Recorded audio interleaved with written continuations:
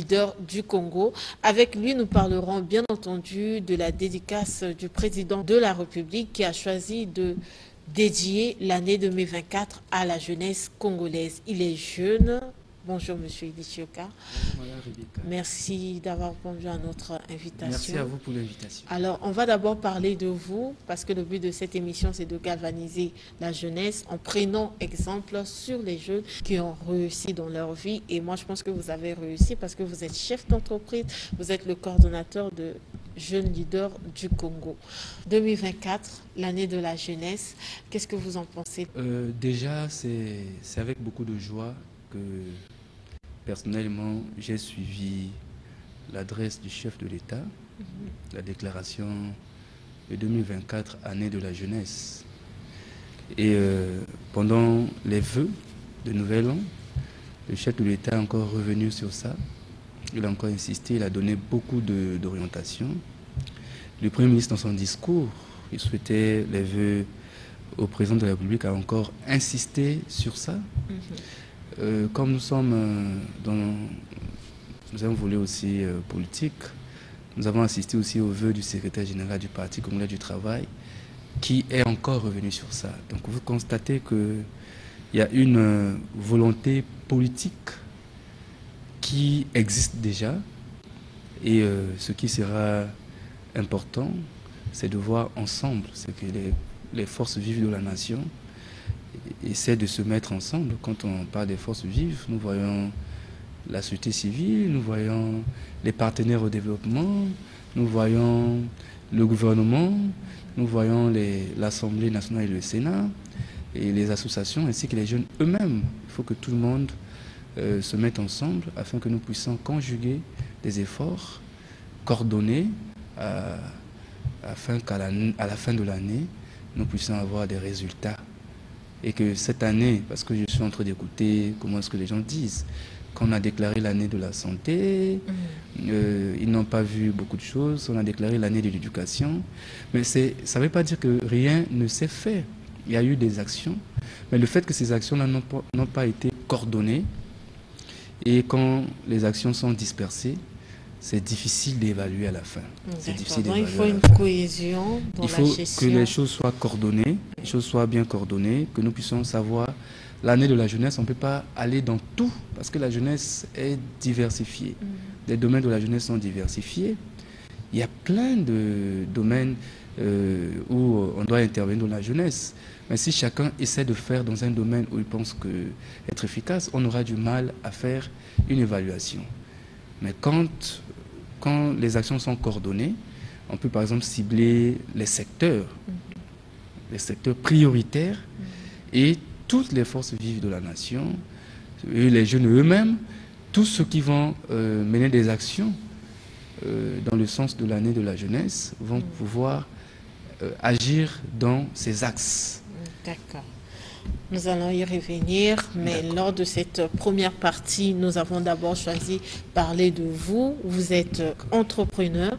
Pourquoi avoir choisi l'entrepreneuriat pendant que tout le monde se bat pour intégrer la fonction publique et pour occuper les postes de responsabilité au sein des administrations de l'État? L'entrepreneuriat, pour moi, c'est d'abord une vision.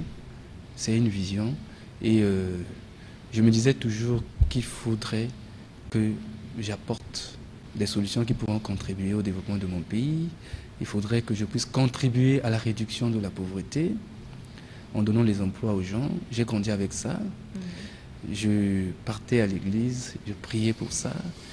Et voilà, je suis arrivé à l'université. Je partais à l'université, pas peut-être comme tout le monde. Je partais à l'université avec une vision, avec des projets écrits. Voilà, quand nous avons fini l'université, nous avons commencé à travailler. J'ai commencé à travailler à Warid. Après, j'ai été recruté à RTL. Quand j'ai quitté RTL, je me suis dit que c'était l'occasion, c'était le moment pour que je puisse réaliser mes projets. Mais pendant que je travaillais également là-bas, j'avais déjà certaines activités entrepreneuriales à côté, par rapport aux moyens que j'avais à ce temps-là. Donc l'entrepreneuriat, pour moi, c'est une vision. C'est une vision, c'est une vie, et c'est une vision qui est très grande. Je me dis toujours, pourquoi dans notre pays, c'est difficile, Madame Rebecca, de trouver des Congolais qui sont premiers dans les différents secteurs d'activité comme on voit dans d'autres pays. Je me dis pourquoi pas, et c'est possible que nous puissions nous lancer avec une grande détermination, une grande vision. Nous pouvons aussi créer de la différence. Oui. Alors, on voit que vous avez évolué dans le secteur privé, Warid, Airtel. Beaucoup de jeunes se méfient du secteur privé. Il y a trop de travail. On paye parfois difficilement, il faut faire des sacrifices. C'est pas comme la fonction publique hein, où tu sais que chaque 25, si ce n'est pas le 25, d'ici le premier tu auras ton salaire. Parfois l'entrepreneur peut te demander d'attendre, il peut être exigeant, il faut être là, il faut être présent. Et ça fait peur. Certains jeunes n'aiment pas cette exigence-là. D'où on voit qu'il y a des gens qui vont casser les casseroles pour intégrer donc, la fonction publique à tout prix. Qu'est-ce que vous pouvez dire à ces jeunes-là qui sont intimidés par le rythme du travail du secteur privé? Madame Rebecca, merci beaucoup pour la question qui est très pertinente. Déjà, le secteur privé, quand on parle de la fonction publique ne recrute pas de façon permanente. La fonction publique a un quota, a une limite, a un budget. Quand ils arrivent, là on a lancé des recrutements ces dernières années, c'est simplement parce que l'État a mené des statistiques. Il y a eu beaucoup de gens qui sont partis à la retraite, il fallait recruter. Mais à un moment ça va s'arrêter. L'initiative privée, l'entrepreneuriat, déjà, s'il faut comparer chez nous, je pense que le secteur privé, les gens qui sont dans le secteur privé gagnent mieux, gagnent mieux leur vie. Ça aussi c'est un secret. Hein? Oui, gagnent mieux leur vie. Les entreprises payent bien. Maintenant, pour les jeunes, ils pensent que... Parce qu'il y a quand même qu'il y a aussi un des prix risques. à gagner, à payer. Oui, il y a quand même aussi des risques, hein, dans le sens que ils peuvent perdre un marché et arriver à fermer, ainsi de suite. C'est pour cela il est de la responsabilité également du gouvernement de soutenir le secteur privé parce que le secteur privé aide l'État. De protéger, par exemple, le secteur privé. Les entrepreneurs notamment. Exactement. Vous voyez par exemple quand il y a des crises dans les pays développés, dans certains secteurs, l'État parfois arrive à prêter de l'argent à ces entreprises-là parce que si ces entreprises ferment les portes, ça sera une perte pour toute une nation parce que ces entreprises recrutent et permettent à ce que beaucoup de chefs de famille puissent s'occuper de leur famille. Donc, les jeunes doivent comprendre que nous partons à l'école pour deux choses. Premièrement, on peut être embauché. Deuxièmement, vous pouvez créer aussi votre emploi. Oui. Parce que tout le monde ne peut pas se réveiller et aller à la fonction publique. C'est pas possible. C'est pas possible. Et donc, nous encourageons les jeunes. Les jeunes sont des potentiels entrepreneurs, des potentiels. Parce que quand vous êtes encore jeune, vous avez la possibilité de grandir avec un projet. Et quand vous partez à l'école avec un projet, ça travaille votre mental. Vous arrivez à travailler votre personnalité. Donc c'est tout un processus. Être un chef d'entreprise, c'est une grande responsabilité. Quand vous dites que les jeunes veulent aller à des hautes fonctions publiques, mais être chef d'entreprise, c'est une haute fonction publique. C'est une haute fonction dans l'État parce que tu donnes du boulot aux gens. Tu permets à ce que des familles, des chefs de famille, moi je suis autour de 200 employés. Vous pouvez imaginer que c'est 200 peut-être chefs de famille qui nourrissent leur... Dépend de vous. Voilà. Donc c'est une grande responsabilité qui vous pousse à revoir même votre propre conduite, parce que vous détenez maintenant la vie des gens. Vous devez prendre soin des marchés que vous avez eu à gagner parce que vous dites qu'au cas où nous perdons ce marché, ces chefs de famille vont aller vont se retrouver dans la rue. Donc, madame, c'est une grande responsabilité. La responsabilité, ce n'est pas seulement aller à la fonction publique. La responsabilité, ce n'est pas seulement avoir des fonctions de l'État. Les vrais mêmes acteurs de développement, ce sont les entrepreneurs. Ce sont des créateurs de richesse, des créateurs d'emplois. Pourquoi la jeunesse congolaise n'est plus fascinée par l'entrepreneuriat alors qu'on a eu des hommes qui ont réussi dans l'entrepreneuriat, je dirais même dans le commerce, comme Ebina, comme Hôtel Bikumu. Pourquoi la jeunesse congolaise ne s'inspire pas de ces modèles? Je pense que Madame Rebecca, nous avons un sérieux problème que nous allons suggérer à ce que les autorités de notre pays, notamment les ministères concernés, aient un problème d'orientation. Oui. Il y a un déficit sérieux d'orientation qu'il faudrait remédier. Parce que notre jeunesse souffre d'un problème d'orientation. Notre jeunesse n'est pas assez orientée.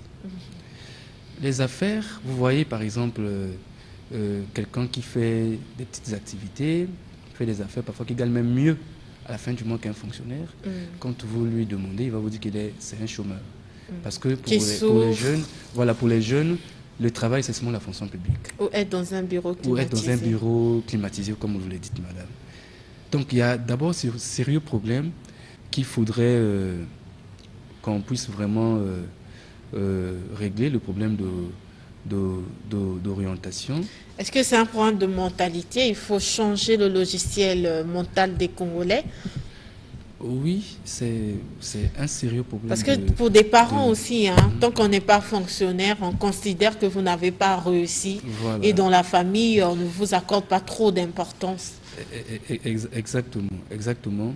C'est un véritable problème qu'il faudrait qu'on attaque, mais que nous responsabilisons beaucoup plus les pouvoirs publics qui doivent mettre en place des structures d'orientation, des structures qui doivent orienter les jeunes dans les différents secteurs de la vie.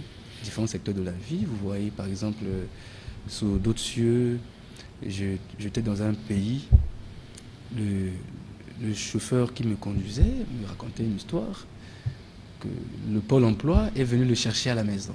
Monsieur, on constate que vous habitez dans notre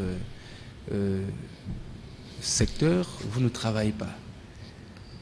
Est-ce que vous avez une formation? Si vous avez des difficultés, nous allons vous orienter à faire une formation qualifiante et nous allons vous accompagner à trouver un emploi. Vous voyez que c'est suivi, il y a des statistiques. Il faut arriver à ce point-là. Voilà, parce qu'on ne veut pas voir des gens qui traînent, qui ne font rien, parce qu'ils deviennent plus tard des risques, même, ils deviennent des dangers pour la sécurité, même pour le pays. Oui. Donc il faut orienter les jeunes, il faut être plus proche des jeunes. Et après aussi, il y a des problèmes aussi d'orientation au niveau des familles. Au niveau des familles, comme vous êtes en train de dire tout à l'heure, tous les parents pensent que mon enfant a été à l'école, c'est pour devenir fonctionnaire. Et ils ne peuvent pas encadrer. Vous allez même voir les parents qui ont des moyens, qui peuvent même prendre leur enfant, lui demander qu'est-ce que vous voulez faire dans la vie, et même mettre à sa disposition un certain nombre de moyens. Oui. Mais ce parent-là, il va prendre de l'argent, il va gaspiller pour chercher de sorte que son enfant se retrouve à la fonction publique. Et c'est un mode de réflexion qui ne peut que faire reculer une nation. Parce qu'une nation qui n'a pas assez d'entrepreneurs, qui n'a pas assez de jeunes qui prennent des initiatives pour créer l'emploi, cette nation-là va avoir des difficultés pour se développer. D'accord. On a parlé de l'orientation, mais il y a aussi la formation. Chez nous, au Congo, nous avons l'enseignement technique, l'enseignement général. Et vous l'avez dit en préparant cette émission, on parle de plus en plus de la formation qualifiante. Mais d'abord, pour parler de l'enseignement, on se rend compte que l'enseignement technique est un peu, pas négligé, mais pas valorisé comme l'enseignement général, surtout lorsque vous arrivez à l'enseignement supérieur. Ceux qui ont fait gestion financière, comptabilité et tout, maçonnerie, se retrouvent parfois sans cadre d'apprentissage. Est-ce que ça aussi, ça ne favorise pas le manque d'initiative? Madame Rebecca, si vous permettez, j'aurais souhaité, pour que j'arrive à ce point, j'aurais souhaité revenir sur quelque chose, si vous permettez. Bien sûr. Nous avons dit, c'est l'année de la jeunesse. Comme au début, je disais qu'il faudrait que les actions soient coordonnées, qu'on ait des axes d'intervention. J'ai vu le ministre de la Jeunesse qui a eu à décliner des axes, c'est déjà très bien. Il faudrait forcément que le gouvernement sélectionne des axes d'intervention pour que nous puissions réussir l'année de la jeunesse. Et toutes les forces vives de la nation, que ce soit des partenaires au développement, que ce soit des jeunes eux-mêmes, que ce soit le gouvernement, que ce soit l'Assemblée. L'Assemblée, ils vont regarder dans les axes que le gouvernement a décidé, est-ce qu'il y a des lois qu'on doit prendre dans ces axes-là qui doivent accompagner cette déclaration du président de la République. Les partenaires au développement, les Nations Unies et autres, vont certainement aussi mettre de l'argent pour accompagner les jeunes, mais au lieu d'intervenir de façon éparpillée, doivent intervenir dans ces axes-là. Je vais arriver toujours à la question. Vous voyez, par exemple, les Nations Unies ont eu à mener des réflexions. Ils ont élaboré ce qu'on appelle le dividende démographique.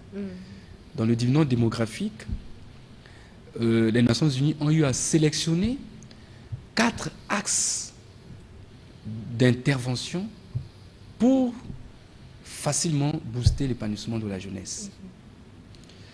Premièrement, il y a l'entrepreneuriat, parce que quand on parle des jeunes, Madame Rebecca, les jeunes, il faut différencier les jeunes avec les enfants qui sont à l'école primaire. Ils n'ont pas les mêmes besoins.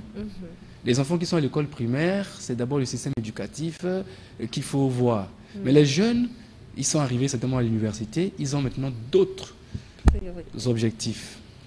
Donc là, on parle carrément de la jeunesse. Il ne faudrait pas que les gens confondent.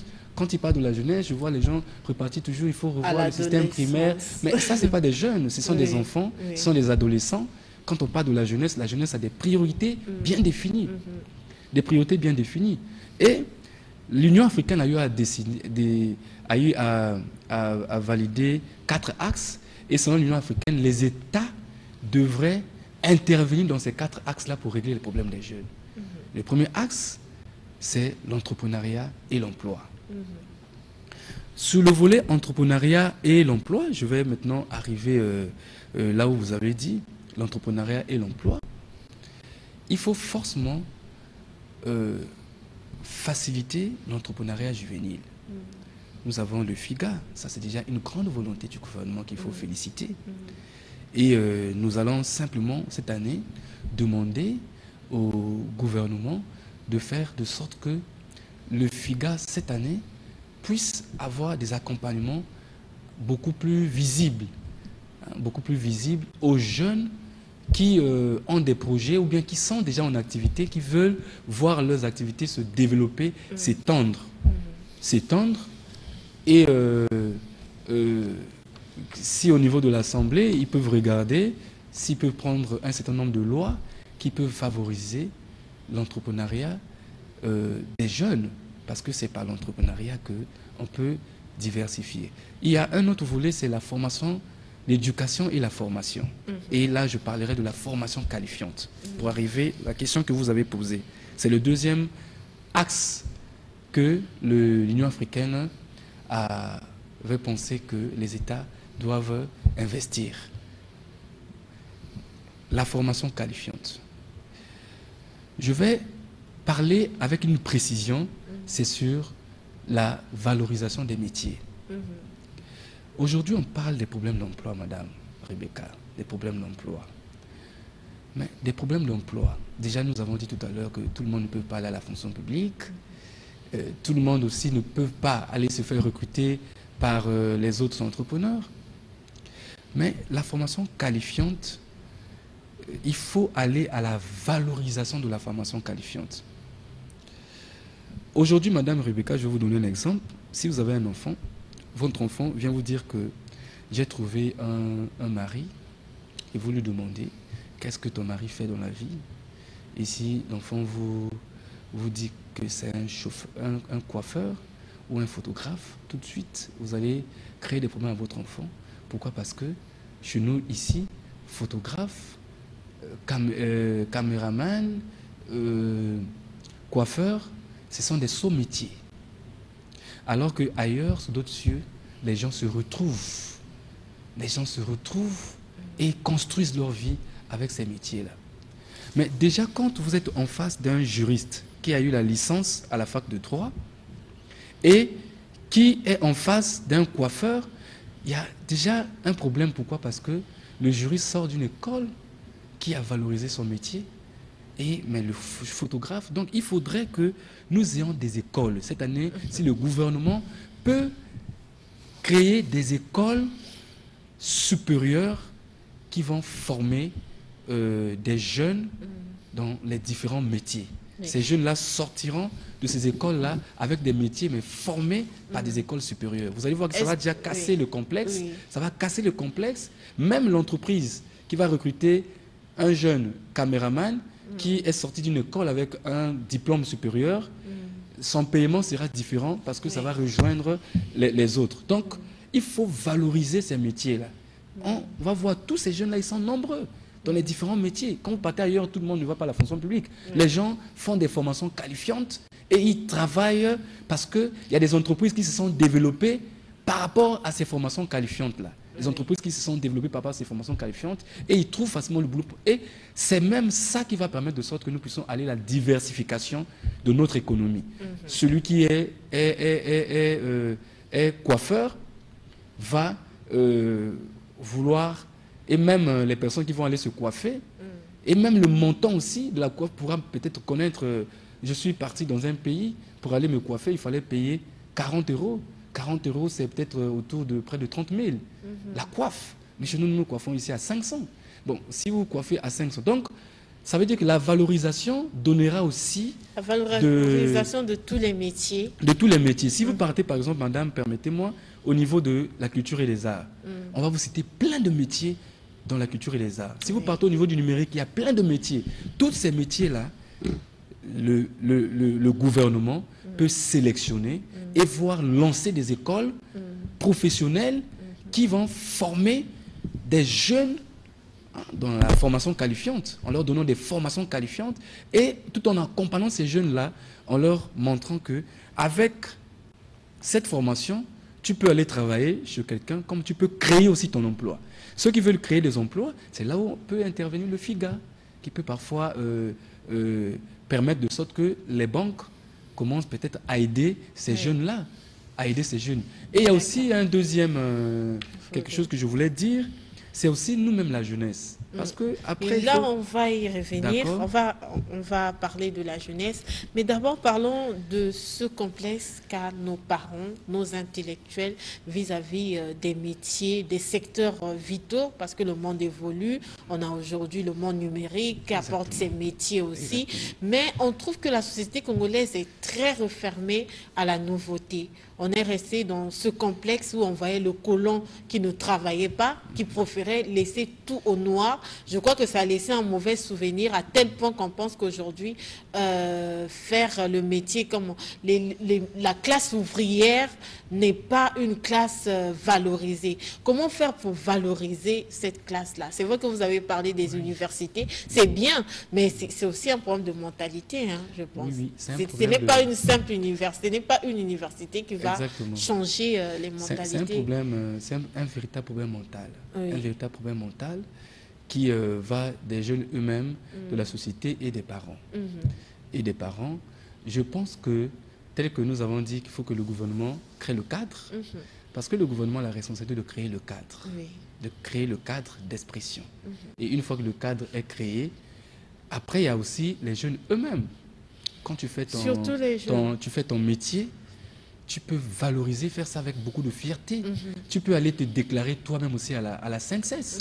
Pour avoir une retraite, ce n'est pas obligé que tu sois embauché par quelqu'un ou bien tu sois à la fonction publique. Tu peux être jeune, tu as ton salon de coiffure, tu essaies de mettre une comptabilité. C'est pour ça que je dis, madame, il y a l'importance de créer des écoles supérieures. Pourquoi? Parce que dans ces métiers-là, l'entrepreneuriat, il y a aussi un volet management. Il y a un volet management, madame. Mais les écoles, là, pourront jouer tout ce rôle-là. former ces jeunes-là à devenir dans les métiers et leur coacher aussi à être des entrepreneurs, des personnes qui sont capables de gérer les ressources humaines, de gérer la comptabilité, d'avoir un peu une vision globale sur l'entreprise. Sans ces armes-là, ça sera compliqué. Mais après ces jeunes-là aussi, moi je connais, hein, il y a certains qui arrivent à se distinguer. Oui. Moi quand j'ai commencé mon entreprise, avec 2 petits marchés. 2 petits marchés. Mais moi-même, je me suis dit, il faudrait que je puisse avoir un logo. Il faudrait que je puisse avoir l'entête de l'entreprise. J'ai mis du sérieux. Je faisais des courriers avec en-tête et logo. Ordinateur, faire tout avec des cachets, tout. Et quand je écrivais aux entreprises, il y avait beaucoup de sérieux. J'ai commencé, après petit à petit, j'arrivais à garder le sérieux et jusqu'à ce que l'avenir nous accompagne, ça prend quand même de la forme. Ça prend quand même de la forme. Donc c'est un problème aussi des jeunes. Vous êtes en train de faire, tu es chef d'un salon de coiffure. Déjà ton salon est sale, toi-même tu es sale, tu sens mauvais. Bon, déjà un responsable qui arrive, qui se met sous toi, tu sens mauvais. Il ne va plus revenir là. Mais le cadre, ça ne demande pas des millions, c'est un problème mental, c'est un problème d'excellence. Moi, on voit des gens, tu arrives là, on arrive dans ton atelier est propre et ça tire. Parce que nous parlons de l'année de la jeunesse, c'est aussi une année où les jeunes doivent montrer de quoi ils sont capables. Il faut montrer que nous sommes capables, que la jeunesse, l'année de la jeunesse, c'est aussi une année où la jeunesse du Congo doit montrer au monde entier que nous avons une jeunesse ici, une jeunesse entreprenante, montrer le bon visage de notre jeunesse. Ce n'est pas une année de revendication. Ce n'est pas une année où je suis en train de regarder, tout le monde veut passer au gouvernement, tout le monde veut être nommé. Ce n'est pas aussi une année où on va distribuer les billets de banque dans les rues. C'est pour cela que je disais, madame, il faudrait que les actions sont, qu'il y a des axes que le gouvernement va définir. C'est comme ça que nous avons parlé de la formation qualifiante. Parce que la formation qualifiante, quand c'est valorisé, ça va nous emmener à l'entrepreneuriat et ça nous emmène à la diversification de l'économie. Voilà. Et c'est comme ça que notre économie, on aurait moins de jeunes qui insultent les hommes politiques, qui insultent l'État, parce que chaque jeune dans son secteur d'activité pourra se retrouver, ainsi de suite. Et le gouvernement voit seulement comment créer les cadres pour que ces jeunes-là se retrouvent, qu'on n'ait pas un problème s'il y a un marché qu'on va donner. On donne la chance à tout le monde, ces jeunes-là aussi peuvent gagner des marchés. Et après, si les jeunes gagnent des marchés, il faut qu'il y ait aussi du sérieux aussi à notre niveau. Vous avez gagné un marché, vous faites aussi des prestations qui sont avec excellence. Vous faites aussi avec excellence. Ça va aussi donner aussi beaucoup de crédibilité auprès des autorités envers la jeunesse.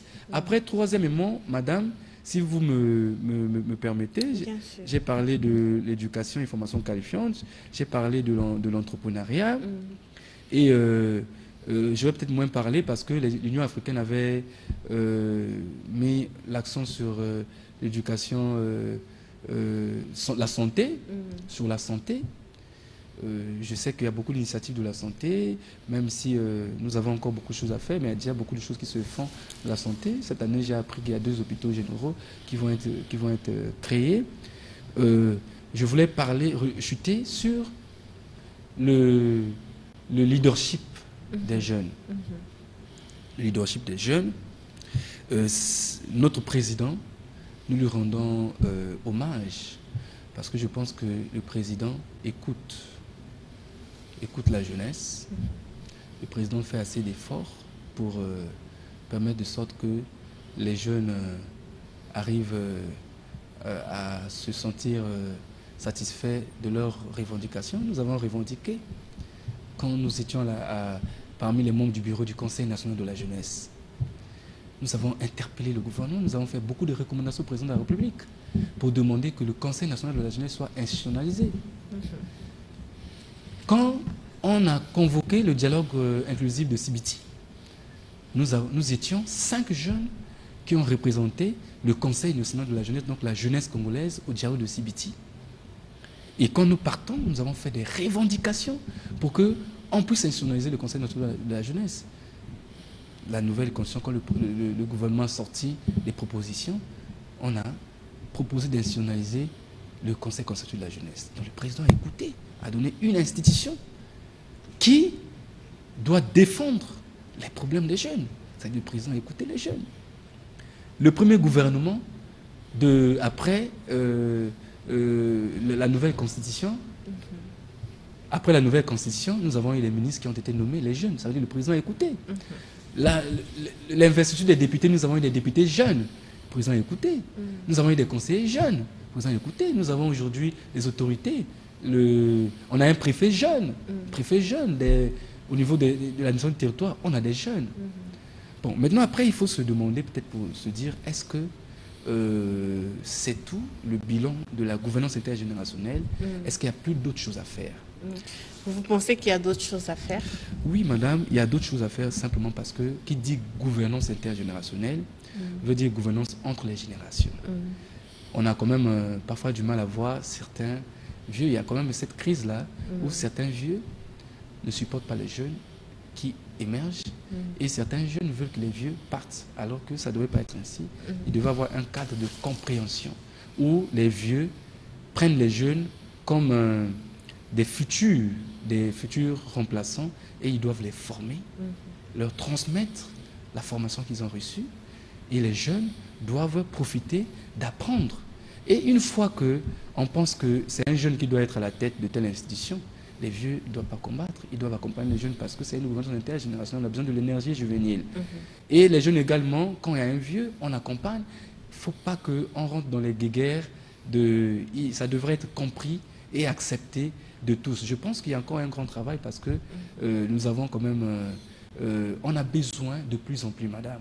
Il y a un besoin qui se dessine. L'ancienne classe montre quand même un certain nombre aussi de faiblesses. Il y a quand même un certain nombre de faiblesses avec le développement, les nouvelles technologies. Vous savez, de plus en plus qu'on avance, le management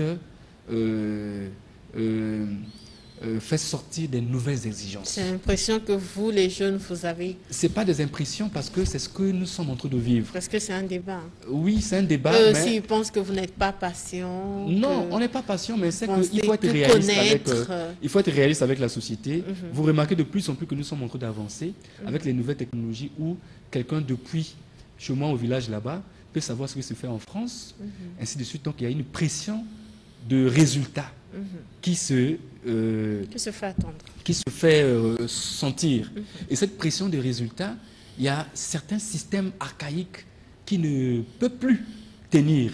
Donc, il faut faire de sorte que les jeunes et les vieux se mettent ensemble parce que les jeunes ont quand même beaucoup cette vision nouvelle de management et de gestion de la chose publique. Et je pense que ça pourra être bénéfique pour notre pays. Ok, Monsieur Illich Yoka, nous avons passé 30 minutes avec vous. C'était un honneur pour nous. On a encore beaucoup de choses à dire. Malheureusement, le temps, la télévision, c'est le temps et nous sommes à la fin de cette émission. J'espère que vous allez revenir pour développer votre idée sur cet aspect, sur la gestion intergénérationnelle. Je vais... inviter le gouvernement, humblement le gouvernement, à mettre les équipes techniques qui doivent définir les axes que tout le monde doit intervenir, les axes de l'année de la jeunesse, les axes, on ne doit pas être dispersé, tout le monde ne doit pas faire comme il pense, mais toutes les forces doivent savoir que le gouvernement a défini peut-être 4 axes pour cette année. Ça veut dire que association, gouvernement, partenaires au développement, assemblée, c'est dans les 4 axes-là que nous allons cette année faire des actions. Comme ça permettra de sorte qu'à la fin de cette année, que nous puissions bien évaluer, parce que nous croyons qu'avec la volonté du président de la République, la volonté du gouvernement, conduit par le Premier ministre, la volonté des jeunes eux-mêmes, cette année ne sera pas comme les autres années qu'on a eu à déclarer. Nous allons nous en approprier afin que cette année, à la fin de cette année, qu'on ait des résultats, on ait un bilan positif. Merci, Monsieur Illich Yoka. Merci, chers téléspectateurs, de votre aimable attention. Nous vous retrouvons la semaine prochaine à la même heure, toujours sur la télévision nationale congolaise. Merci, au revoir.